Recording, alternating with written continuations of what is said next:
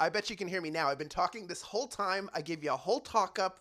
I showed you the grand prize. I told you it was a special day, and all of it for naught. But you hear me now. These are the winners from Wednesday's giveaway.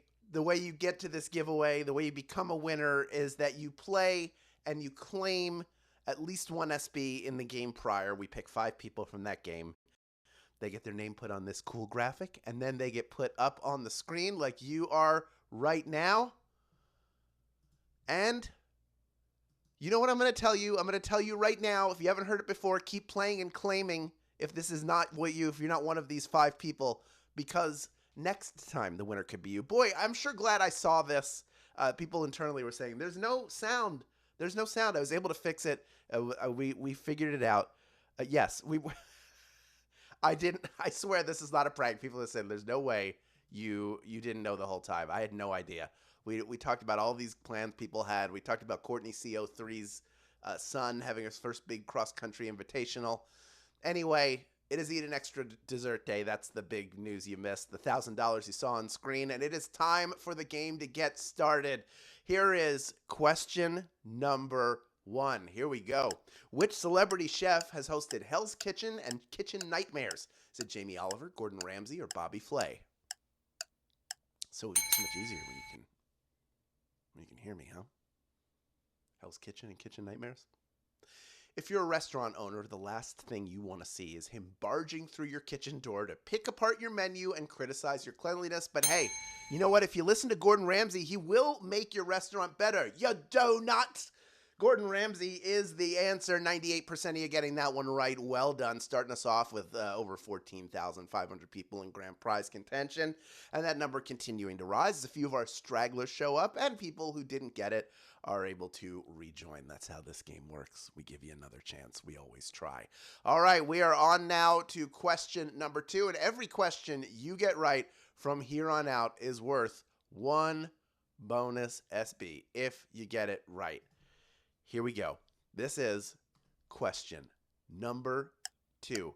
Banksy is primarily known for which genre of art? Is it street art, fresco, or sculpture? What kind of art is Banksy known for?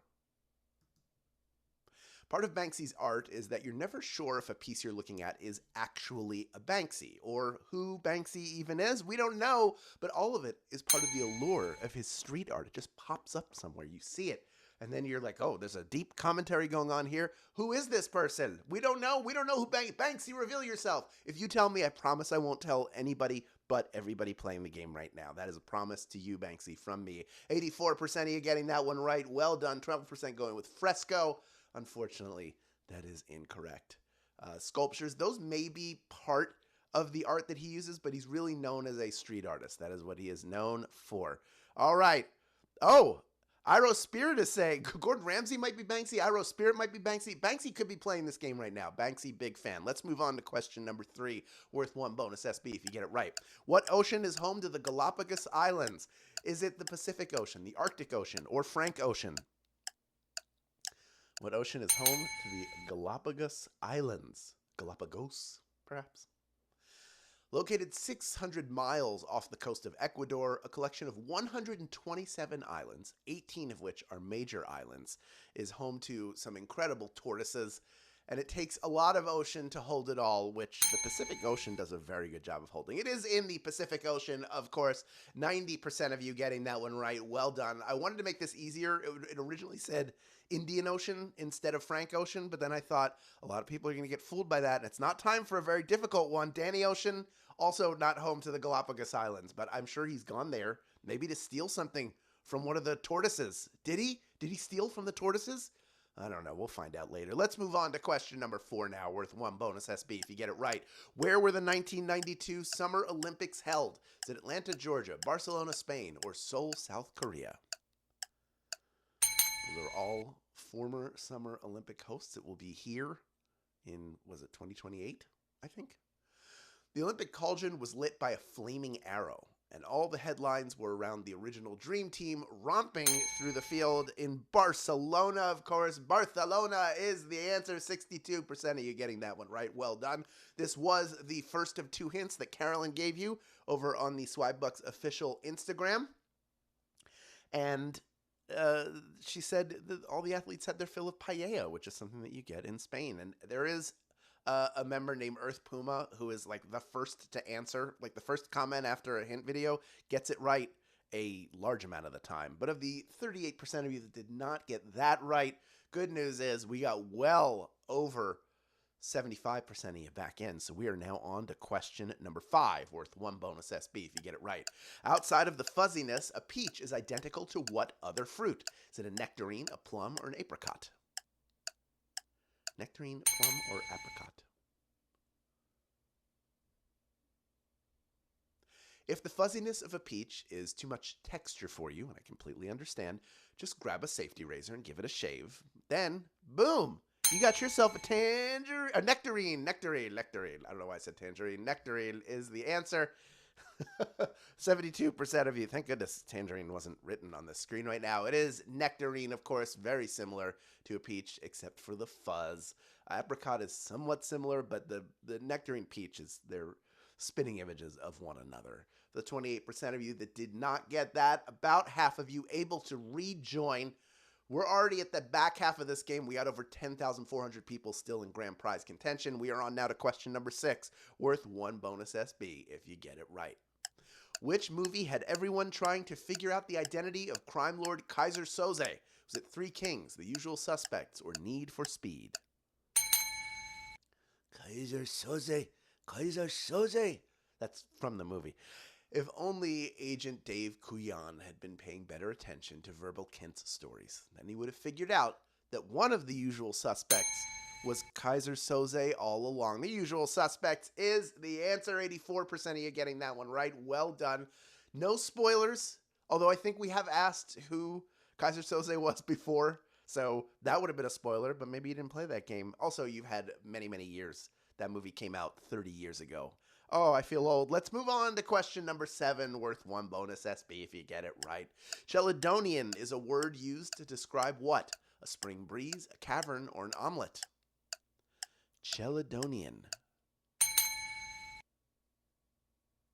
This was the other hint.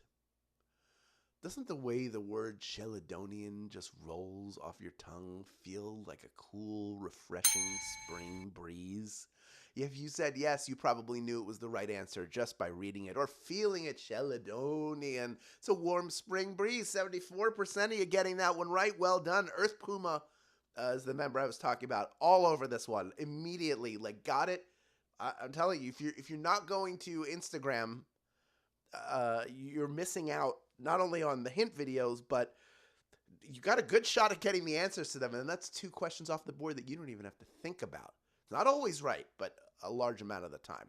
Anyway, let's move on to question number 8, worth 1 bonus SB if you get it right. Which professional wrestler released a 2003 rap album, Be a Man? Is it Hulk Hogan, Randy Savage, or The Ultimate Warrior? This was an actual album released by one of these 3 dudes. Wrestlers are always trying to find opportunities to augment their income. And when the Slim Jim money was drying up, the Macho Man Randy Savage turned to rap music. Oh yeah, dig it. It was Randy Savage. Hulk Hogan did release an album with the Wrestling Boot Band or the Big Boot Wrestling Band, something like that. It is quite a journey, that album. The Randy Savage album isn't terrible, but I don't know that there are any great. Fozzie's pretty good. Chris Jericho's Fozzie is pretty good. Of the 66% of you that did not get that one right, though, about half of you able to rejoin. We are down to it. It is a Thursday game after all. Next question, worth 1 bonus SB if you get it right, is question number 9. Which of the following songs was created to raise money and awareness for charity? Is it Another One Bites the Dust, Uptown Funk, or We Are the World?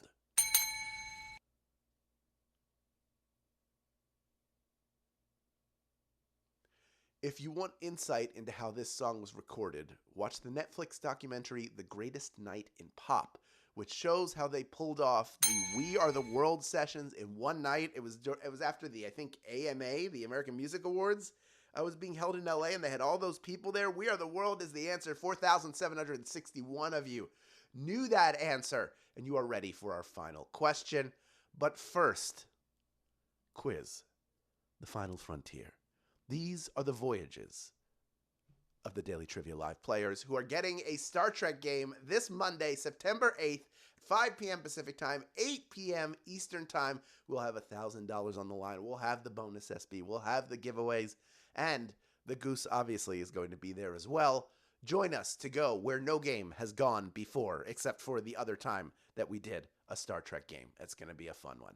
Also, reminder that there are 2 ways to get SB from Swagbucks Daily Trivia outside of our live games. One is through the Daily Trivia Challenge, the quick hostless version of our game that you can play on your schedule up to twice per day, every single day, Monday through Sunday. Even if there's not a live game, the Daily Trivia Challenge is there for you.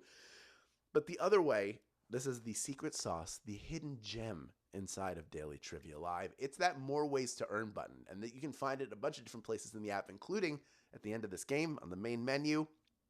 When you click that, you have a few different ways you can earn. One is by installing and playing other games on your mobile phone. You like this one? You might like some of these other ones. They're in different genres. They're really fun. You can earn SB for them. Then there's also the Daily Tapjoy wall, a wall loaded with quick, easy to complete offers that will check Daily Discover off of your to-do list in minutes. You'll have fun while doing it. There are higher earning opportunities there as well, so you can be there quick. You can spend a little time there. It is there for you, and I call it Daily Tapjoy because it's something you should be doing every single day.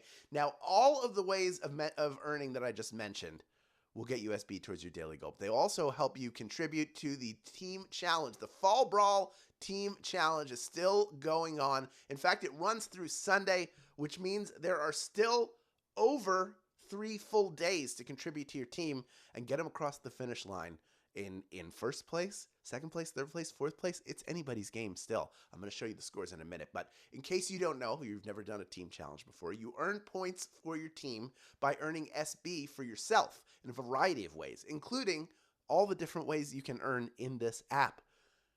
The different ways to earn are worth different amounts of points to your team. If you contribute at least 500 team points before the challenge ends at 11:59 p.m. Pacific Time on Sunday, September 7th, you will receive a gift card discount that gets bigger based on how well your team finishes, but you will get one no matter what, as long as you hit that 500-point threshold.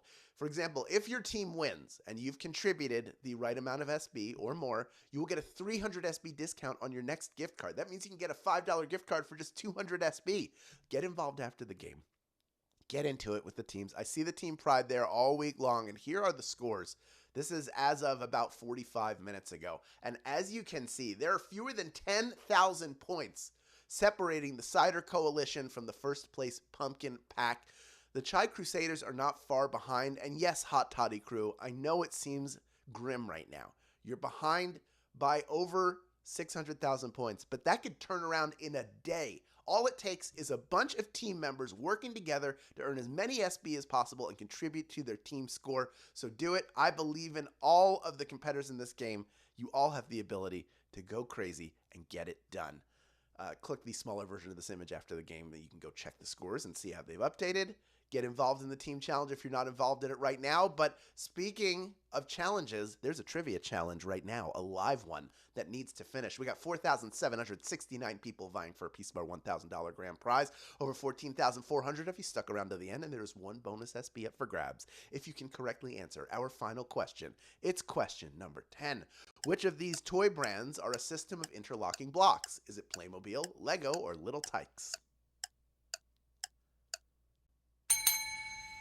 What could it be?